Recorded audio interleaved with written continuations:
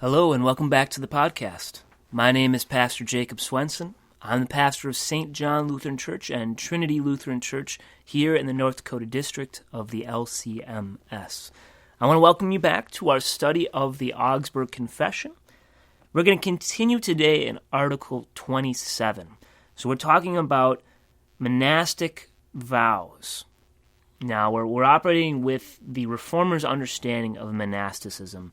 And this was that monasticism started as something good. It started as a free association of men and women. The monasteries were places of education and discipline and study, both of the liberal arts and of theology and even science in many places. But what happened over time is things became corrupted.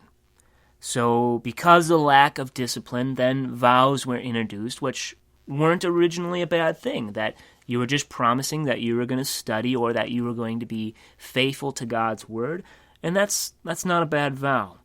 However, what happened is then the vows started becoming more and more important, and they started adding more and more regulations, and then they started forcing these vows upon people, particularly upon women who were brought to the abbeys and convents and things like that. And then it started to get taught that monastic vows were equal to baptism. And then it taught that monastic vows merited the forgiveness of sins and righteousness before God. And things just kept snowballing, contrary to canon law. But now we started talking about what do the Lutherans teach about monasticism.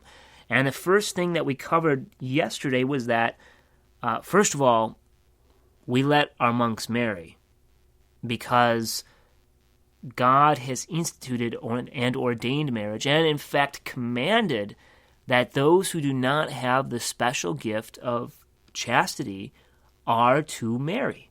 Therefore, it is not a sin for monks to get married.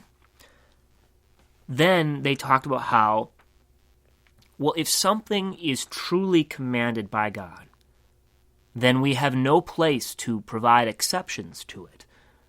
And yet, when we look at monastic vows, repeatedly exceptions have been made, whether it's for marriage or releasing from vows, such as in the King of Spain, the King of Aragon, right?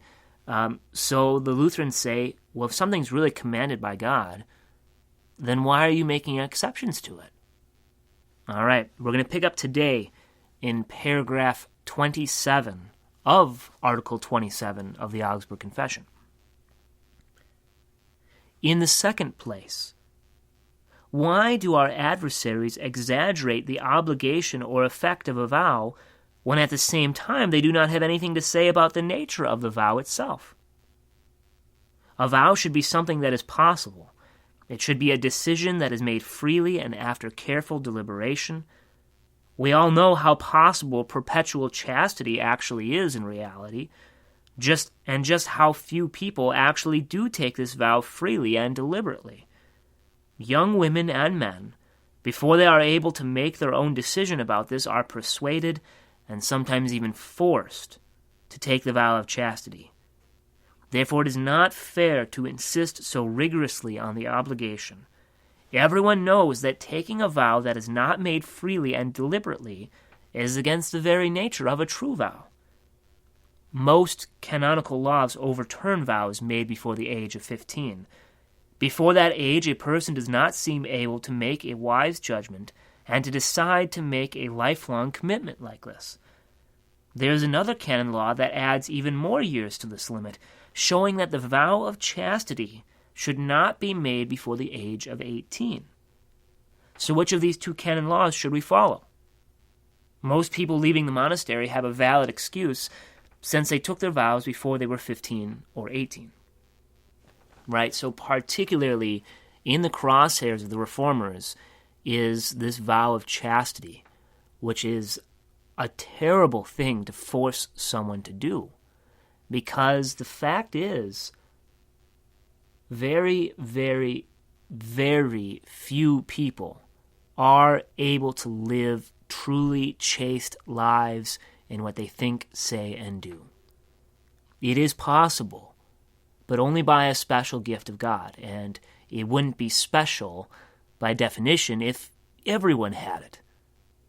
And what happens when people take vows of chastity and they don't have this special gift is terrible.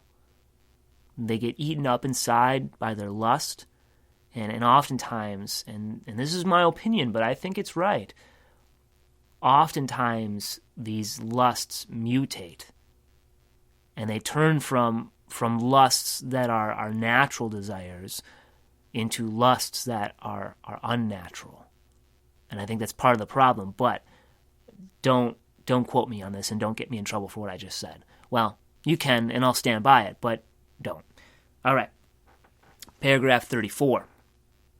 Finally, even though it might be possible to condemn a person who breaks a vow, it does not follow that it is right to dissolve such a person's marriage. So again, we get back to this idea that they separated husbands and wives for monasticism.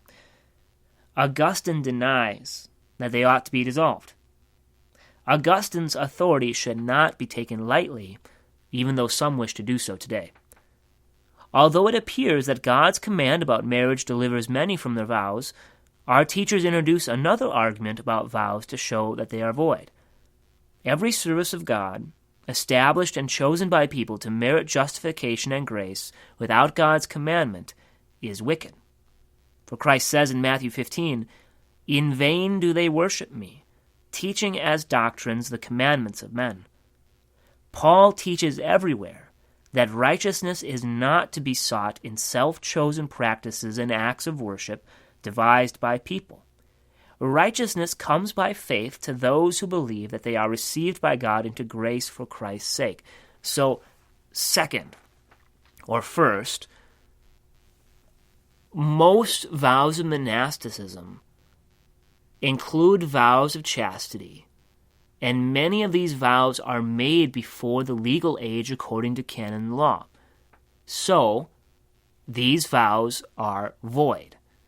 And second, here's another way to invalidate these monastic vows, is that any vow or any practice that is taken to earn righteousness before God is void anyway, right? So in addition to being void because of the chastity clause, it's also void because any vow to merit righteousness for oneself is also void. Paragraph 38. It is clear for all to see that the monks have taught that services made up by people make satisfaction for sins and merit grace and justification. So the reformers are saying, everybody knows the monks are teaching this. We aren't making this up. The monks are teaching that if you become a monk, you merit righteousness, or rather, merit grace and justification. Everyone knows this. What else is this than detracting from Christ's glory and hiding and denying the righteousness that comes through faith? Therefore it follows that monastic vows, which have been widely taken, are wicked services of God, and consequently are void. For a wicked vow taken against God's commandment is not valid. For as the canon says, no vow ought to bind people to wickedness. Paul says, "You are severed from Christ. You who would be justified by the law, you have fallen away from grace." Therefore, anyone wanting to be justified by his vows makes Christ useless and falls from grace. Anyone who tries to connect justification to monastic vows bases his justification on his own works, which properly belongs to Christ's glory. It cannot be denied that the monks have taught that they were justified and merited forgiveness of sins by means of their vows and observances. Indeed, they even invented greater absurdities, saying that they could give others a share in their works. If anyone wanted to make more of this point, to make our opponents look even worse, even more things could be mentioned, things that even the monks are ashamed of now. And on top of all this, the monks persuaded people that the services that they invented were a state of Christian perfection. What else is this other than assigning our justification to works? It is no light offense in the church to set before the people a service invented by people without God's commandment, and then to teach them that such service justifies.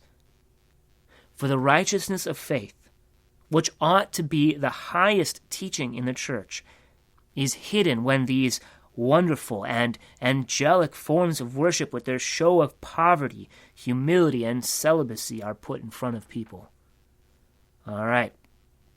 We're going to pause here because tomorrow we're going to finish this article and go into Article 28, which is the last article of the confession. So, recap. In addition to the vows being forced against canon law, monastic vows are also void because they involve prohibiting marriage, which is against God's commandment, and B, monastic vows are taught to merit righteousness and are therefore wicked. And canon law also says that you can't take a vow that enjoins you to wickedness. Therefore, the vows are void. Right? So, that's pretty clever. Anyway, we're going to pause here, and we'll finish this article tomorrow and go on to Article 28. I'll see you then.